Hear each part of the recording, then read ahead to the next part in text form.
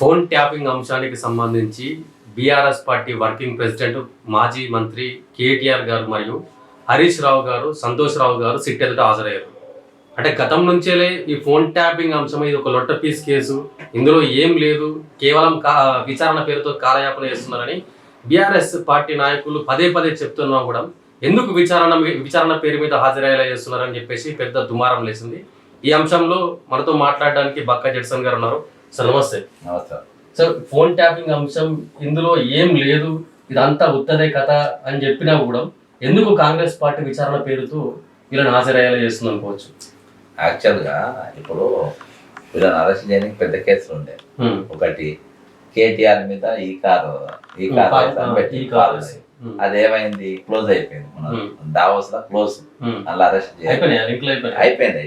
మీరు ఇంకో కంపెనీ మనకి హైదరాబాద్ దావోస్ లో సిట్టింగ్ అయిపోయింది, క్లోజ్ అయిపోయింది. ఫోటోలు కూడా వచ్చినాయి బయటికి, అది క్లోజ్ అయిపోయింది. కాళేశ్వరము పినాకినితో ఒక కమిటీ చేసిండ్రు, 6 నెలలు టైం పాస్ అయింది. అలా బొచ్చు కూడా బీకలేదు రేవంత్ రెడ్డి, అది కాంప్రమైజ్ అయిపోయింది, క్లోజ్ అయిపోయింది. నెక్స్ట్ అన్నీ అయిపోయింది. ఇక మిగిలింది ఏంది, ఫోన్ ట్యాపింగ్, గొర్రెల స్కామ్ క్లోజ్ అయిపోయింది. చిన్న చిన్న ఉద్యోగులను బలిచ్చారు, ఇవన్నిటిలో కూడా ఉద్యోగులను బలిచ్చారు. ఏం మిగిలింది ఇది ఒకటి. కాబట్టి ఏదో ఒకటి చేసినామనే దీంతో ఇలా సెటిల్మెంట్ కాలేదో, ఇలా పైసలు రాలేదో, ఇవన్నీ అయితే పైసలు తక్కినాయన్ని కూడా. కాబట్టి ఇది కూడా పైన పెట్టి సిట్ అనే ఒక ఎంక్వైరీ పెట్టి తీసుకొచ్చి వాళ్ళ విచారణ చేశాను.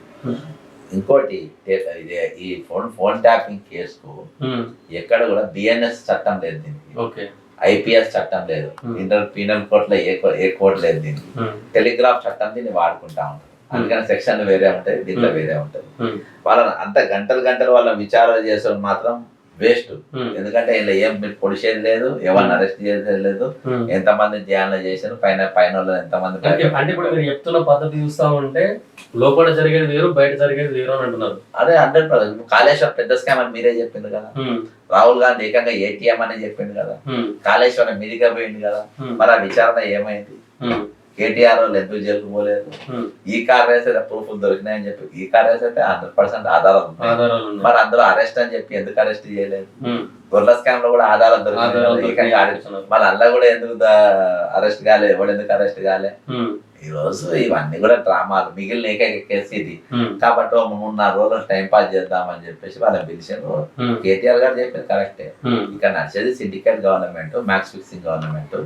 ఏం చేయాలి, ఏం జరగాలి, దేని గురించి మాట్లాడాలి, దేని గురించి మాట్లాడద్దు, ఎవరిని ఎటువంటి చర్యలు తీసుకోవాలి, ఎవరిని ఎంక్వైరీ పిలవాలి, ఎవరిని పిలవద్దు, అంతా కూడా మ్యాక్స్ ఫిక్సింగ్ లెక్క నడుస్తుంది. ఆ మ్యాక్స్ ఫిక్సింగ్ లో భాగంగానే ఇది కూడా నడిచింది. అంటే దావోస్ లో చర్చలు జరిగినాయి, ఫోటోలు బయటకు వచ్చినాయని మీరు అంటున్నారు కదా. మరి ముఖ్యమంత్రి గారేమో పెట్టుబడులు దివడానికి పోయిండు, అక్కడ క్లాసులు వింటుండనే వార్తలు వస్తుంటే ఈ డీలింగ్ ఎక్కడ అసలు?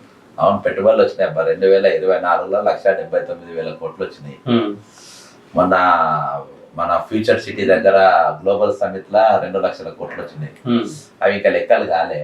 అవి ఇప్పుడు మొన్న ఇచ్చినాయి, ఆపేయండి, మన వాళ్ళే వద్దన్నారంట. ఇంకా అవి లెక్క పెట్టలేదు. ఇవి కౌంటింగ్ అయినాక అవి అక్కడ కంపెనీలు పెట్టాక ఇవి తీసుకుపోతాము. ఇప్పుడు అవి పెట్టడానికే మాకు జాగలేదు, ఇవి పెట్టుకోవాలని దావోస్ లో ఈసారి ఇచ్చే పైసలు వద్దని చెప్పింది.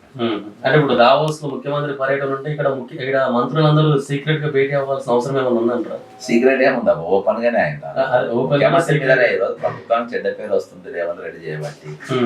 ఇప్పుడు పబ్లిక్ అవార్డ్స్ ప్రతి గంటకు, ప్రతి నిమిషానికి మేము పైసలు ఇస్తున్నాం. తెలంగాణ 4 కోట్ల మంది తమ చెంత రక్తానికి వచ్చినటువంటి పైసలు ముఖ్యమంత్రి గారికి ఇచ్చారు.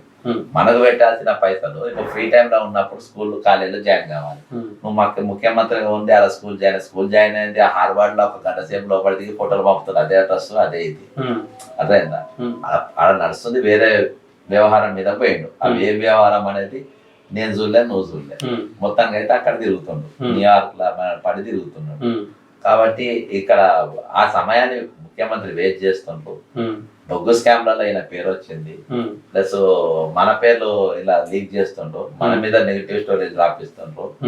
ఐఏఎస్ ఆఫీసర్ క్యారెక్టర్ అసాసినేషన్ జరుగుతుంది. ఇవన్నీ కూడా ఈ బొడ్డోడే చేపిస్తుంది. కాబట్టి మనం ఏదో ఒకటి చేయాలనే మంత్రులు భేటీ అయి ఉంటారు నాకు తెలిసి. ఎందుకంటే అధిష్టానం కూడా సీరియస్ ఉన్నది దీనిపైన. బీజేపీతో హ్యాండింగ్ గ్లౌజ్ ఉన్నాడు, టీడీపీతో హ్యాండింగ్ గ్లౌజ్ ఉన్నాడు. ఖమ్మం పోయి బీఆర్ఎస్ గద్దలు కూడా కొట్టాలని చెప్పేసి టీడీపీ వాళ్ళకు చెప్పుడు ఇవన్నీ కూడా పాడేది తినేది డాష్ తిండి పాడేది డాష్ అని పాట అన్నట్టుగా. అంటే మళ్ళీ టీడీపీని తెలంగాణలో పునరావృతం చేసే ఆలోచన ఏమైనా ఉందంటారా? అంటే ఆ మీటింగ్ వల్ల కొంచెం అదే రకంగా వెళ్ళిపోతుంది అనిపిస్తుంది. టీడీపీ అనేది ఇక తెలంగాణలో ఇక కాదు, తెలంగాణ కూడా ఆంధ్రప్రదేశ్ కూడా దాని ఆట కట్ అయిపోయింది, క్లోజ్ అయిపోయింది.